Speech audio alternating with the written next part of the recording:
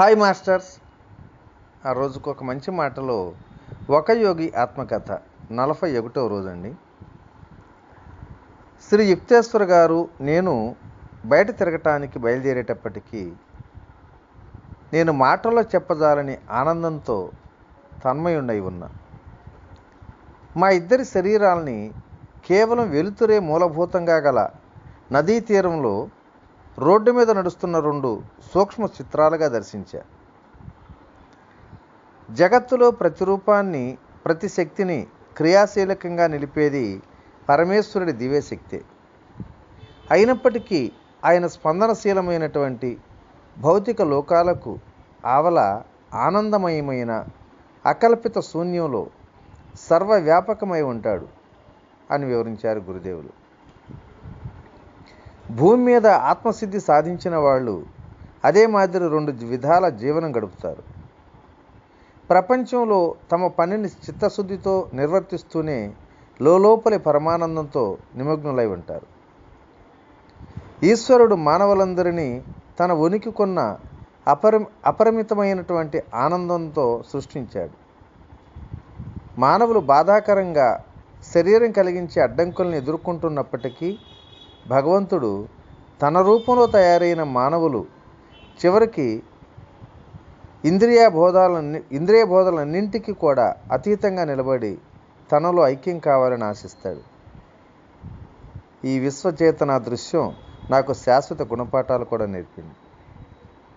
నా ఆలోచనల్ని ప్రతిరోజు నిశ్చలం చేస్తూ నా శరీరం భౌతిక పదార్థమైన భూమిపైన సంచరించే మాంసపు ముద్ద అనే భ్రాంతిపూర్వకమైనటువంటి దృఢ విశ్వాసం నుంచి బయటపడ్డా. ఊపిరి నిలకడలేని మనస్సు కాంతి సముద్రాన్ని కల్లోలపరిచి భూమి, ఆకాశం, మనుషులు, జంతువులు, పక్షులు, చెట్లు వంటి భౌతిక పదార్థ రూపాలనే కెరటాల్ని పుట్టించే తుఫానులన్నింటినీ గమనించాను. ఆ తుఫానుల్ని శాంతింపచేస్తే తప్ప అనంత శక్తిని ఒకే కాంతిగా దర్శించగలగటం జరగదు. ఈ 2 సహజ సంక్షోభాల్ని నేను ఎంత తరచుగా శాంతపరిస్తే అంత తరచుగా తుఫాను అడిగిపోయిన తరువాత స్థిమితంగా ఒకటిగా కలిసిపోయే సముద్ర తరంగాల మాదిరిగా అసంఖ్యాకమైన సృష్టి తరంగాలతో తేజోరూపంలోకి మారిపోవటం గమనిస్తూ వచ్చాను. విశాలమైన దృశ్యాలు తనని తబ్బిబ్బు చేయనంతటి స్థాయి వరకు కూడా శిష్యుడు ధ్యానం వల్ల మనసును గట్టిపరుచుకుంటున్నప్పుడు గురువు తన శిష్యుడికి విశ్వచేతనానుభవం ప్రసాదిస్తాడు. కేవలం ప్రజ్ఞా సంబంధమైన సంకల్పం కానీ నిష్కాపటం కానీ చాలవు. యోగ సాధన వల్ల, భక్తి వల్ల తగినంతగా నివృత్తి చెందిన చైతన్యం ఒక్కటే సర్వవ్యాపకత్వం వల్ల కలిగే ముక్తిప్రదమైన ఆఘాతానికి తట్టుకునేటట్టుగా మనిషిని తయారు చేయగలదు. చిత్తశుద్ధి గల భక్తుడికి దివ్యానుభూతి సహజంగానే తప్పనిసరిగానే వస్తుంది. అతని గాఢమైన ప్రార్థన ఆపటానికి వీలు లేనంత శక్తితో దేవుణ్ణి ఆకర్షించడం మొదలు పెడుతుంది. ఆ ఆకర్షణ తీవ్రత వల్ల ఈశ్వరుడు అన్వేషకుడి చైతన్య పరిధిలోకి విశ్వదర్శనంగా ప్రత్యక్షమవుతాడు. శ్రీ యుక్తేశ్వర్ గారు నాకు పరమానందకరమైన ఆ అనుభవాన్ని ఇచ్ఛానుసారంగా ఆవాహనం చేయటం ఎలాగో తెలిపి ఇతరులకు కూడా అనుభవం కలిగించడం ఎలాగో నాకు నేర్పారు. మొదటిసారి అనుభూతమైన తరువాత నేను ఉపనిషత్తులు దేవుణ్ణి అత్యంత ఆస్వాదయోగ్యమనే అర్థంలో ఎందుకు చెబుతాయో ప్రతిరోజు గ్రహిస్తూ కొన్ని నెలల పాటు తాదాత్మ్య స్థితిని పొంది ఉండేవాడిని. అయినప్పటికీ ఒకనాడు ప్రొద్దున్నే గురుదేవుని ఇలా అడిగాను, గురుదేవా, నేను దేవుణ్ణి ఎప్పుడు చూస్తానో తెలుసుకోవాలని ఉందండి. అందుకు నువ్వు చూశావు నాయనా అన్నారు. ఆశ్చర్యంగా, లేదండి, నేను అలా అనుకోవటం లేదే. మా గురుదేవులు చిన్నగా నవ్వుతూ చెప్తున్నారు, ఈ విశ్వంలో పరిశుభ్రమైన ఒక మూల, ఒక సింహాసనాన్ని అలంకరించిన పూజనీయుడైన ఒక వ్యక్తిని చూడాలని నువ్వు ఆశించటం లేదనే నమ్ముతున్నా.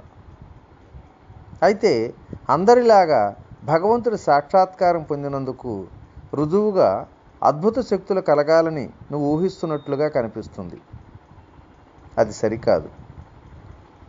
ఒకడు విశ్వాన్నంతటినీ కూడా అదుపు చేయగల శక్తి సంపాదించి ఉండవచ్చు. అయినప్పటికీ ఈశ్వరుడు చిక్కకుండానే ఉంటాడు. ఆధ్యాత్మిక ప్రగతిని బాహ్య శక్తుల ప్రదర్శన బట్టి కాకుండా కేవలం ధ్యానంలో కలిగే ఆనంద గాఢతను బట్టి మాత్రమే గుర్తించాలి. నిత్య నూతనానందమే దేవుడు. ఆయన అక్షరుడు.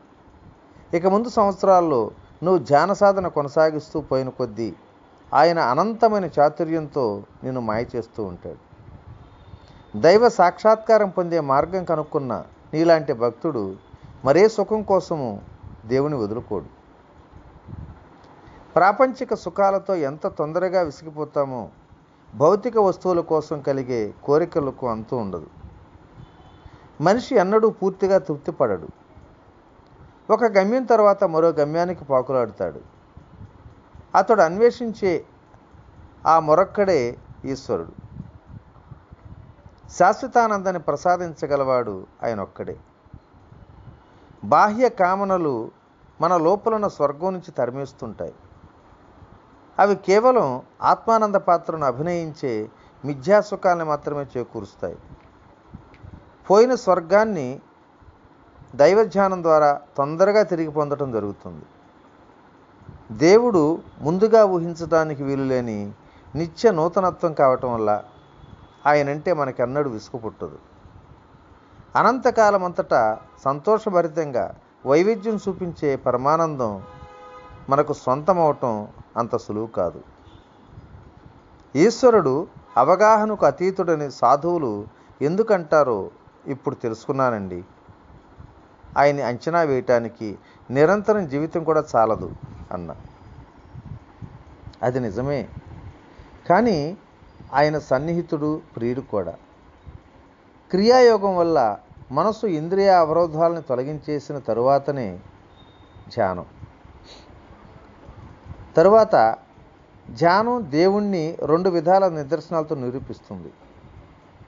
మనలో అణువణువుకు నమ్మకం కలిగించే విధంగా అనుభూతమయ్యే నిత్య నూతనానందం ఆయన ఉనికికి నిదర్శనం. అంతేకాకుండా కలిగిన ప్రతి కష్టానికి ఆయన దగ్గర నుంచి అవసరమైన సమాధానం తక్షణమే ధ్యానంలో లభిస్తుంది. కృతజ్ఞతగా, గురూజీ, మీరు నాకు చిక్కు విప్పేశారన్నది నాకు స్పష్టమైంది. నేను దేవుని దర్శించానని ఇప్పుడు తెలుసుకున్నా. ఎలాగంటే మామూలుగా నా పనులు నేను చేసుకునే సమయాల్లో ధ్యానంలో కలిగినప్పటి ఆనందం అవచేతన రూపంగా మళ్ళీ నాకు కలిగినప్పుడల్లా ప్రతి విషయంలోనూ చిన్న చిన్న వివరాలతో సహా నేను సరైన దారి పట్టేటందుకు సూక్ష్మ పద్ధతిలో నన్ను ముందుకు నడిపించడం జరుగుతుంది అన్నా. అవును నాయన, దైవ సంకల్పంతో ఐక్యానుసంధానం పొందటం ఎలాగో తెలుసుకునే వరకు మానవ జీవితం దుఃఖభూయిష్టంగానే ఉంటుంది. ఆయన నిర్ణయించిన సరైన దారి అహంభావపూరితమైన తెలివిని తరచుగా గాబరా పెడుతూ ఉంటుంది అన్నారు గురుదేవులు. దేవుడు ఒక్కడే తప్పులేని సలహా ఇస్తుంటాడు. ఆయన తప్ప మరెవ్వరూ మోయగలరు ఈ బ్రహ్మాండ భారాన్ని అనుకున్నా. ఆ తర్వాత కొంతకాలానికి సమాధి అన్న పేరుతో నేను ఈ క్రింది పద్యం రాసుకున్నా. మరి దాని శోభనం మీరు కూడా తిలకించండి.